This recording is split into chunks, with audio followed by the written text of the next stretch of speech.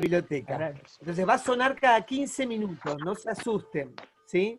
Ya les digo, cada uno sabrá cuál es la manía que tiene. Bueno, mi manía es el tiempo. Le tengo terror al tiempo y a respetar los tiempos también. Así que si yo les digo que vamos a estar acá 1 hora y cuarto, yo respeto.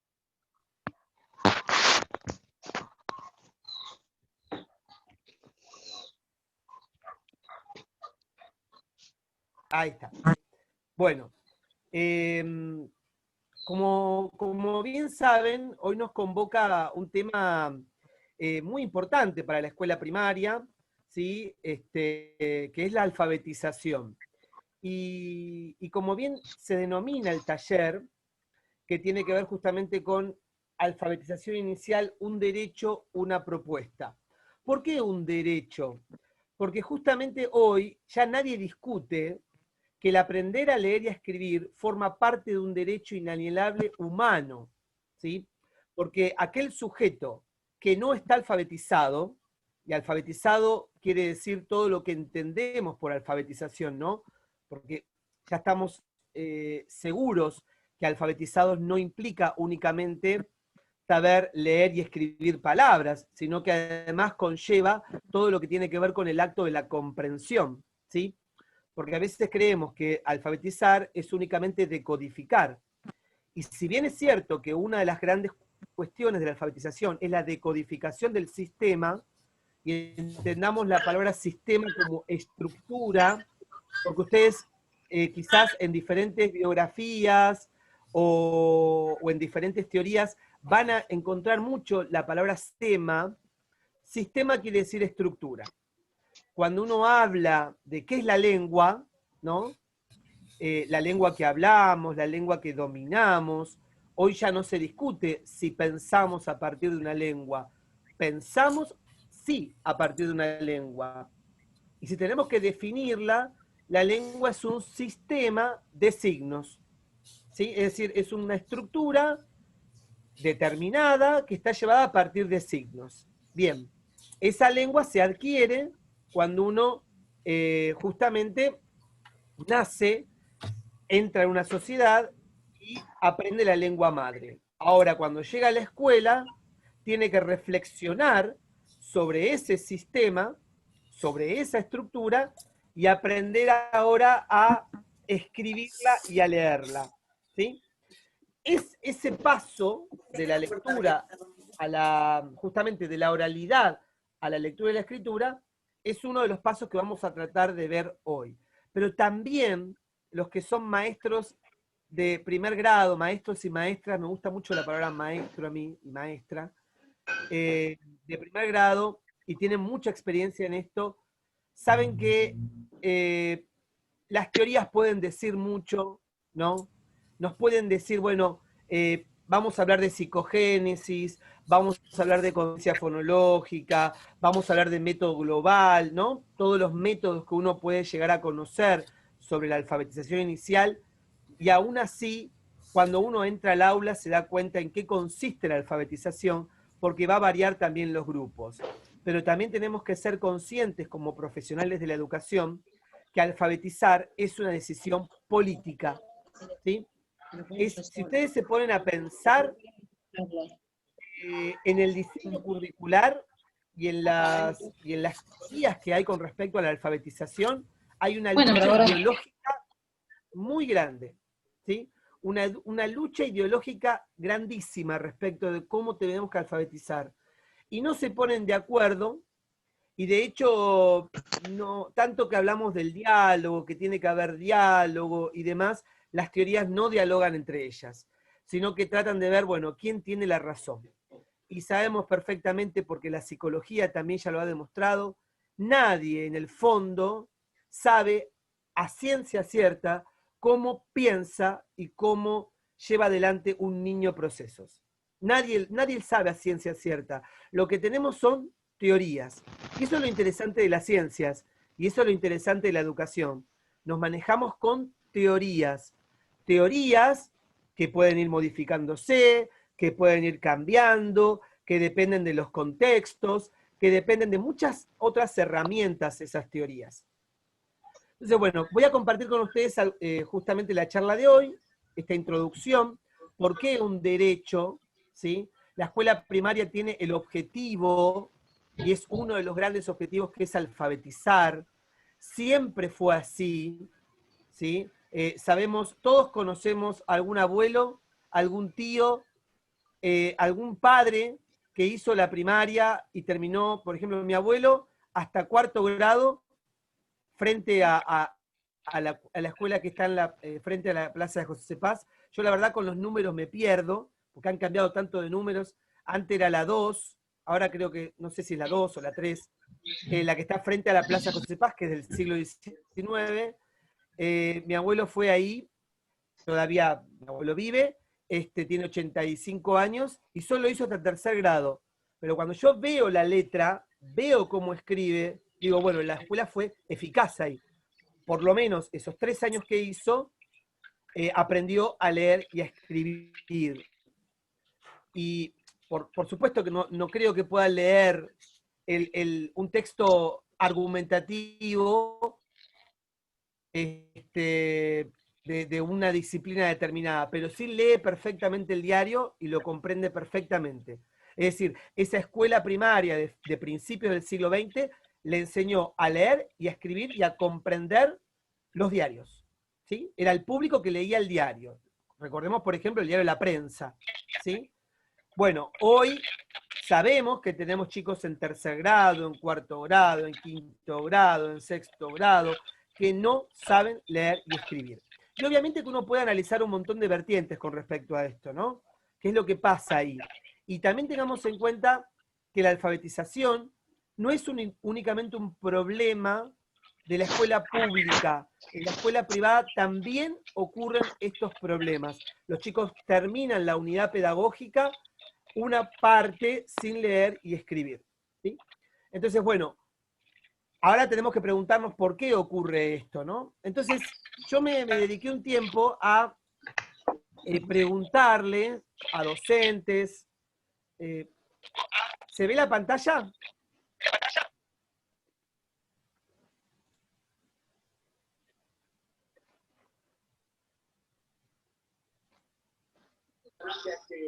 ¿Se ve la pantalla?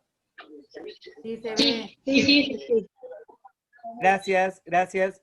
Yo les decía, me he dedicado un tiempo a preguntarles a docentes y sobre todo a estudiantes del cuarto año de la carrera del nivel primario, ¿no? Que ellas, las chicas, los chicos, los estudiantes, mejor dicho, de la carrera de primaria, en el Ateneo, que es la materia que tienen en cuarto año, me dicen, bueno, me tocó un tercer grado. La mitad lee, la otra mitad está en una etapa prealfabética, escribe palabras con la estructura consonante vocal, que es la primera que enseñamos, ¿no? La más sencilla. Bueno, entonces, tercer grado, cuarto grado, la mitad lee, la mitad recién está entrando en la alfabetización. Entonces, empecé un día a preguntar, bueno, aunque no sepamos tanto, ¿a qué creen que se deben estas cosas? Porque uno construye mitos también sobre la base del conocimiento. Construimos mitos. Entonces, primero quiero dedicar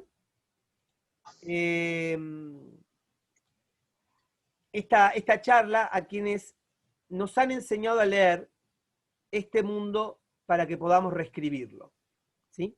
Esta metáfora que tiene que ver con enseñarnos a leer el mundo, tiene que ver con enseñarnos como sujetos a vivir en este mundo, porque la lectura y la escritura forman parte fundamental de la formación de un sujeto, porque un sujeto que no lee y escribe queda completamente aislado de lo social. ¿Cuáles son esos mitos cuando yo pregunto, bueno, ¿qué pasa con la alfabetización? ¿Por qué creen que tenemos tantas fallas? Cuando en un momento la escuela fue, digamos, pionera en esto, ¿no? Por supuesto que la escuela tenía otras falencias en el siglo XX, por supuesto, ¿no? Que no todos accedían a la secundaria, eso ya lo sabemos. que no todos terminaban la escuela primaria, también lo sabemos, ¿sí? Pero digo, ¿qué pasa que actualmente, como bien dijo Claudia, seguimos teniendo grandes problemas con respecto a la alfabetización? Entonces, bueno, esto que yo puse acá es una recopilación que hice de algunas respuestas que me fueron dando mis alumnos, docentes, con los que yo voy preguntando acerca de esta cuestión de la alfabetización. Primero, los chicos no aprenden a leer porque sus padres no los hacen practicar. Se pierde mucho tiempo en primer grado y después la docente quiere dar todo en segundo grado para finalizar la unidad pedagógica. Le estoy diciendo, son comentarios textuales que aparecen en esa indagación, ¿no? Cuando finalizan primer grado, los chicos vuelven a segundo grado sin haber agarrado un lápiz o un libro en las vacaciones. En las vacaciones nos siguen practicando. Salgo de profesorado sin saber cómo alfabetizar. Bueno, ¿qué creen de esto? No sé si alguno... estaría bueno dos cosas. El que quiere puede hablar o podemos escribir en el chat también. ¿Creen que algunos de estos mitos son reales, que están muy alejados de nuestra realidad? ¿En cuáles creen que es real y en cuáles, o pueden decir no estoy de acuerdo en ninguno? ¿Sí? Vuelvo a repetir, es como un método, ustedes conocen el método majestático, el método que viene de Platón, que caminaba por la ciudad y le preguntaba a la gente. Bueno, yo no soy Platón, de ninguna manera, pero tiene que ver con indagaciones que yo hago hacia adentro de la educación. No a la vecina que barre la esquina todos los días, no, sino a estudiantes de la carrera de nivel primario y a docentes en ejercicio. ¿Qué creen de esto?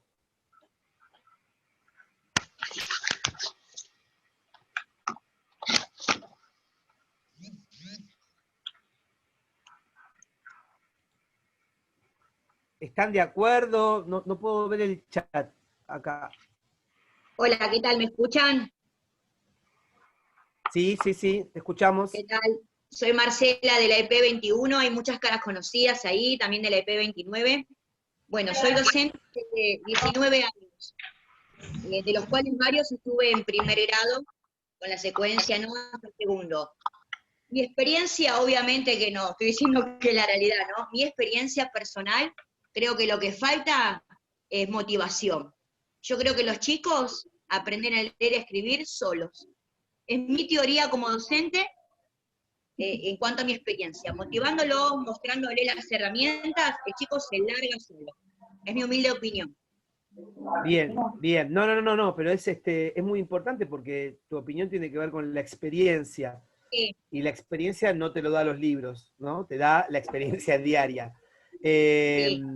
Y es muy interesante lo que decís. Pero ahí, digo, aprenden solos, que es cierto, pero también es importante lo que vos decís, con las herramientas que yo como docente le brindo. ¿Sí? Herramientas Es decir, y motivación. es muy importante eso. Exacto, exacto. Bien, bien. Gracias, Marcela. ¿Ves? ¿Algún otro?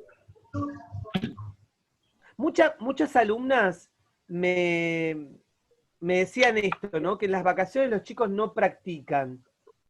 La verdad que yo no recuerdo que mi madre me sentara todos los días de enero y febrero a que yo agarre un lápiz cuando terminé primer grado y me ponga a leer. No recuerdo. Sí lo que recuerdo, porque todos tenemos recuerdo de nuestro primer grado, sí lo que me recuerdo es que la señorita Norma, que fue mi maestra de primero, nos hacía practicar todos los días y para mí era un martirio porque yo aprendí a leer y a escribir tarde. Tarde en como aprendían mis compañeros, digo, en el mes de, sí, más o menos en el mes de noviembre me lancé a poder empezar a leer algunas palabras y demás. Porque además una de las cuestiones que tenemos que tener presente con la lectura es la fluidez, ¿no? La fluidez lectora. Uno se olvida de eso, porque está bien, los chicos aprenden el sistema. ¿Y qué pasa después con la fluidez? Porque si no hay fluidez, no puede haber comprensión. Si bien la charla de hoy no tiene que ver con comprensión, sino con alfabetización, tenemos que tener en cuenta que van de la mano. Alfabetización, fluidez. ¿Sí? Sí. Bien. ¿Alguien más quiere compartir algo de esto? ¿De estos mitos que circulan por aquí? Hola. Hola. Hola, ¿puedo hablar? Sí, sí, sí. Bueno, mi nombre es Marcela, sí estoy de acuerdo con mi compañera que habló, que tienen que tener una motivación, sí, un interés, y uno tiene que tener las herramientas. En eso también juega el tiempo y el espacio. Como vos decías de tu abuelo, yo no creo que ellos, está bien, uno tiene que tratar de trabajar con lo que tiene, ¿cierto? Pero a veces ahora hay un primero de 40 chicos donde por ahí el docente se le hace muy difícil tener el tiempo necesario que necesita cada niño. Porque para muchos casos esos niños solo la motivación y ese interés lo reciben en la escuela. Como dijeron ahí, en muchos casos hay familias que no están alfabetizadas o Se te apagó, Marcela. sí, o quizás no tienen el tiempo por trabajo, por X motivo, entonces esos niños el único momento que están en contacto con lo que es la lectura, escritura es en la escuela, y sacándolos de la escuela no tienen esa motivación, ese tiempo, ese apoyo que también es necesario, cuando en la escuela ese tiempo es reducido también. Y ni hablar de que cada chico, como vos dijiste que te pasó, tiene su tiempo. Algunos les llevan más y otros menos, no tienen que aprender todo en el mismo momento. Entonces, bueno, por ahí algunos terminan primer grado aprendiendo a leer y a escribir, y otros, bueno, en segundo quizás. Y a algunos les cuesta más y a otros menos, ¿sí? Pero yo creo que parte todo de esa motivación, de ese tiempo, de ese incentivo que recibe el nene, que tiene que ser por ahí constante de todos los días, y a veces no lo es. Totalmente, eso que vos decís es importante también, ¿no? ¿Cuál es el acompañamiento que todo niño tiene? Porque uno tiene un acompañamiento durante 4 horas al día. Y o sea, hay una cuestión importante de la lectura y la escritura que tiene que ver con la práctica también, ¿no? Y esto lo vemos, por ejemplo, cuando uno accede a estudiar una lengua aparte, ¿no? O cuando es grande o cuando no es tan grande, querer aprender una lengua implica también tiempo, ¿sí?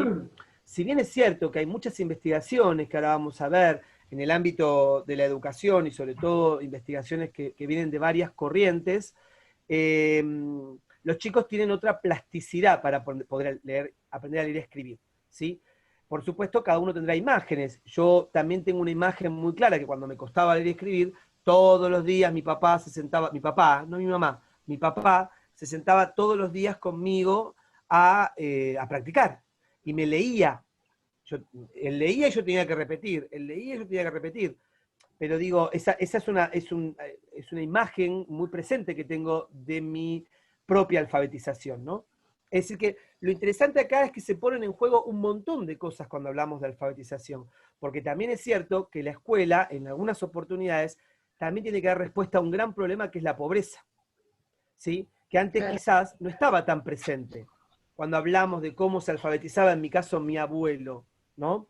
No estaba tan presente la cuestión de la pobreza como hoy la tenemos como hoy está en la realidad, ¿sí?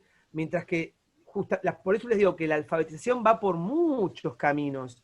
No hay una única respuesta, ¿sí? Y yo pretendo con ustedes tampoco darles, no hay una receta.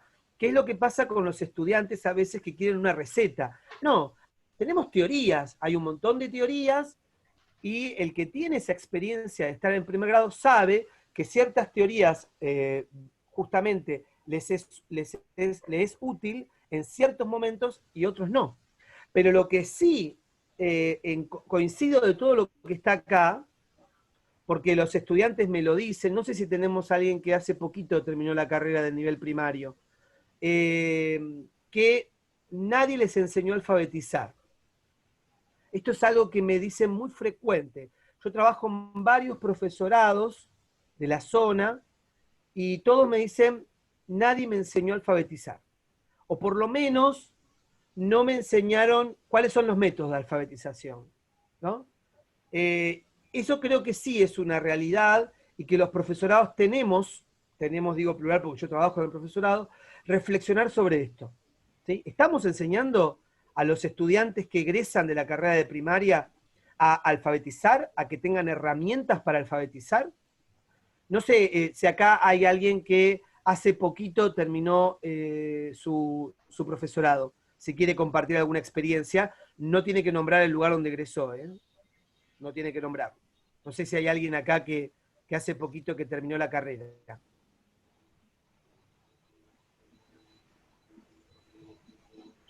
Hola Ariel, buenos días. No hace Hola, poquito que terminé la carrera, pero por ahí quería acotar algo, ¿no? A esto que estoy escuchando y que por ahí vemos en las aulas y todo.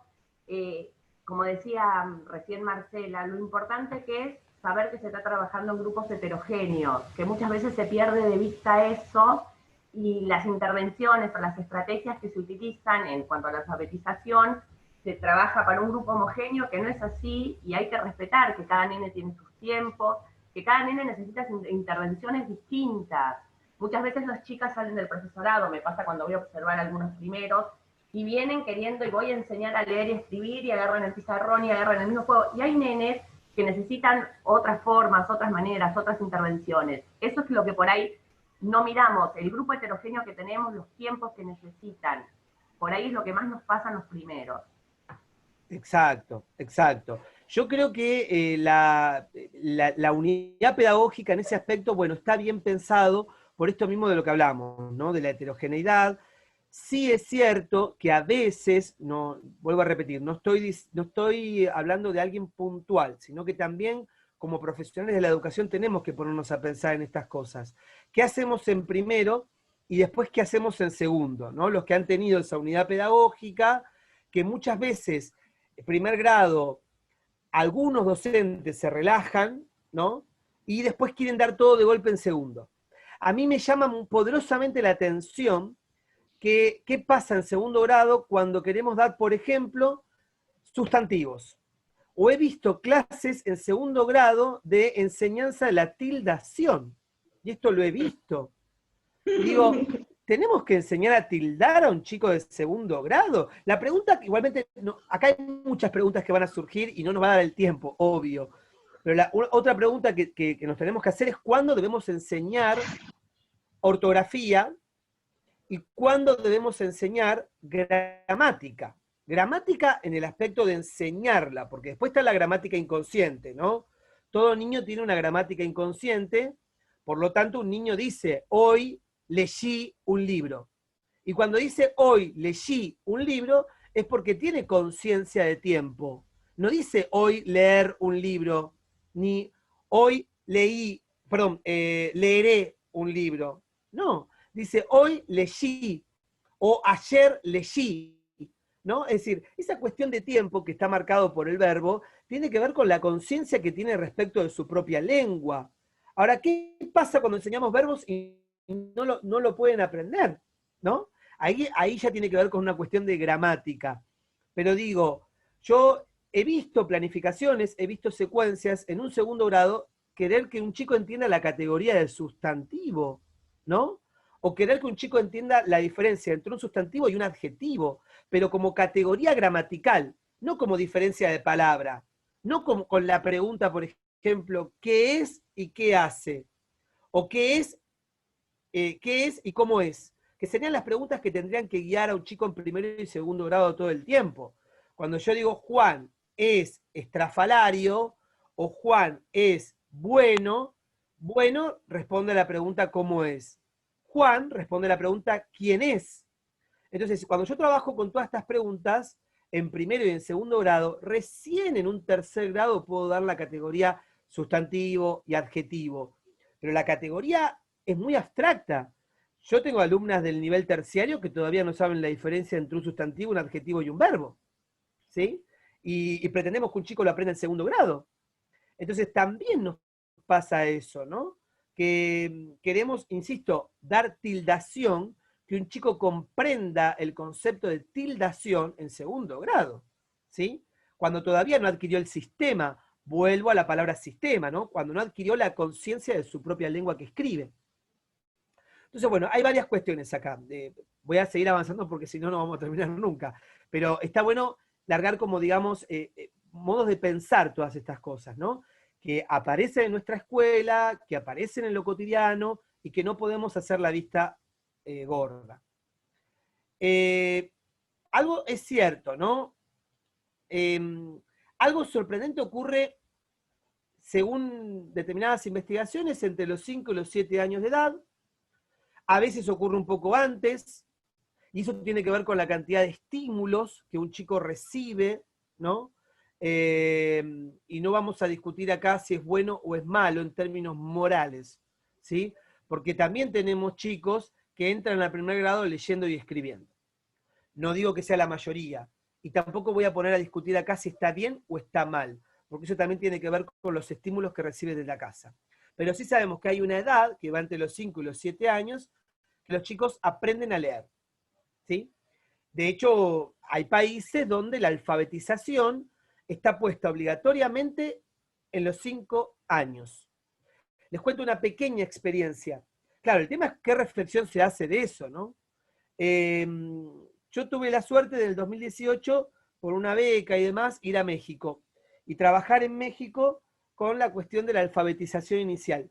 En México alfabetizan a partir de los, a partir del nivel inicial, 5 años, ya empiezan a alfabetizar. Y yo llegué en el mes de octubre, cuando hacía un mes que habían empezado las clases, me fui a un primer grado y todos leían y escribían. Obviamente, si algo tienen los mexicanos es que son terriblemente estructuraditos, muy estructurados son. Y no permitían ninguna discusión a los chicos, cuando trabajaban texto, no había un ida y vuelta. Y el libro que usaban, a mí me sorprendió, ya en primer grado hablaban de verbos y los modos, modo indicativo, modo subjuntivo. A mí me pareció un delirio, porque no sé hasta qué punto un chico no comprendía en esa categoría, ¿sí?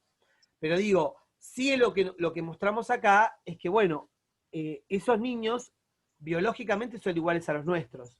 Culturalmente son distintos, pero biológicamente somos todos iguales. Es decir, que hay un proceso de lectura y escritura que se marca en una edad determinada. Entonces, pero ahora bien, esta capacidad indeterminada, ¿no?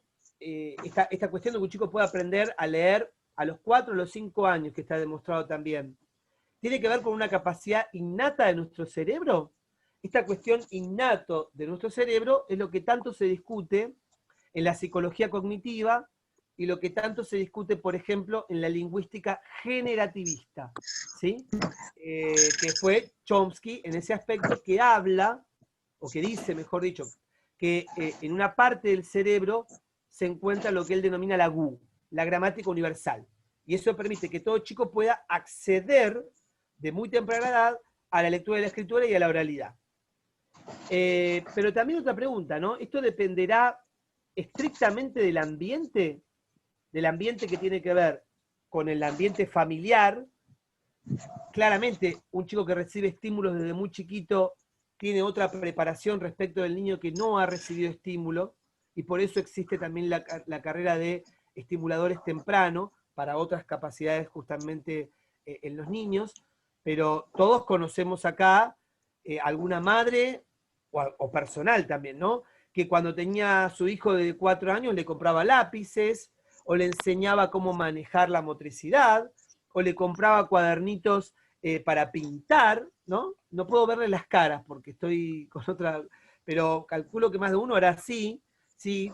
A mi hijo le compraba lápices, o le armé su bibliotequita en la pieza y todas las noches leíamos un cuento. Es decir, el estímulo que recibe de la casa también es muy importante.